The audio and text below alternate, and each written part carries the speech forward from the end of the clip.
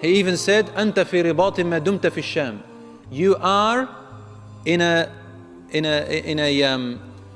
you are standing guard as if you are in a war, standing guard until the last hour, so long as you are in the Sham. Meaning the Sham will never cease from battles or from always standing guard.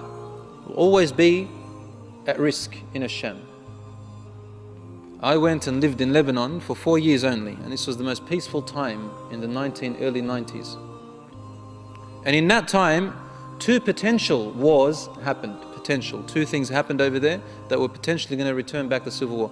And it was always at an unrest. People are expecting anything to happen any day.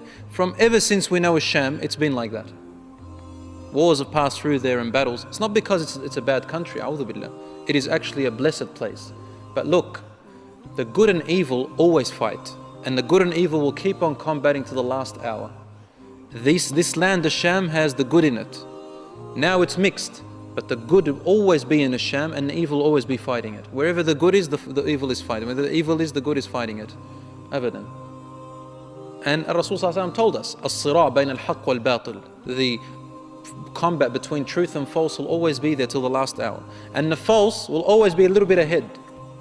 Why? Because the truth will beat the false, then another false will come. It's easy to make up false things, but the truth remains the truth. It never changes, never adds, never diminishes. So in a Sham, you're always in battle. And Rasulullah told us in those days, the best of all believers will be in that place. The best of all of them will be in that place. Rasulullah asked Allah to barik in Sham, to bless Sham and its people.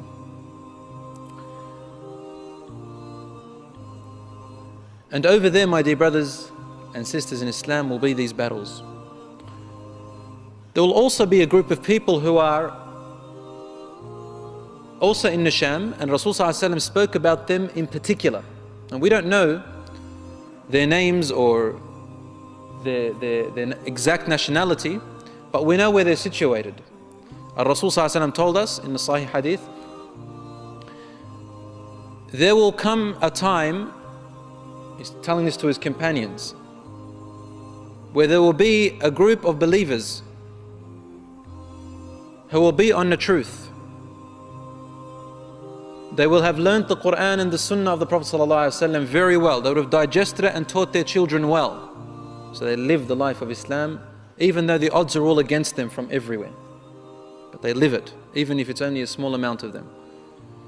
He said, the people will gather against them, and they will keep on fighting and protecting the symbols of Islam and the truth and justice. He said, Wallahi, one of their martyrs is better than 50 of yours, of the companions. They said, Ya Rasulullah, who are these people, and why? Why is this the case? He said, لأنكم تجدون أعوان ولا يجدون. You, alhamdulillah, you fight, and your war is amazing, and your martyrdom is amazing, and you fight for justice and protect the innocent and all your blood and everything. However, you have helpers. You've got helpers now. You've got supporters, Muslims supporting one another. But them, when their time comes, they will look everywhere and they will find no helpers. Their brothers will desert them, their Muslim brothers will desert them, the countries will desert them, the leaders will not help them, and they are only on their own. They said, Ya Rasulullah, where are they found? He said, in those days they will be على أكناف بيت المقدس or بأكناف بيت المقدس, on the outskirts or the borders of Jerusalem. They're there. Are they there now? Probably. Will they be there more later on? Allahu Alam, maybe. But to the best of my guess is that they are there now.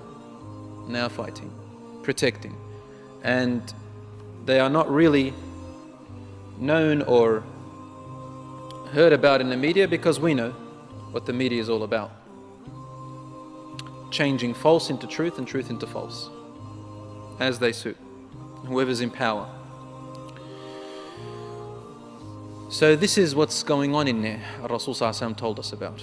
He even told us the truth is the false, and the false becomes the truth, and the leaders are the ones who betray, and the leaders are the ones who are not qualified, and the people who are placed in leadership and responsibility are the ones not qualified for the responsibility.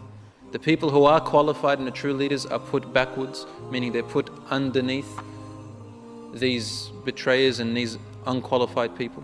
As he said, إذا وسدت الأمانة إلى غير أهلها فارتقب الساعة. Rasulullah said, when the trust or the responsibility is given to people who are not qualified for it, then wait for the last hour to come, meaning await for it. It's very soon, very soon.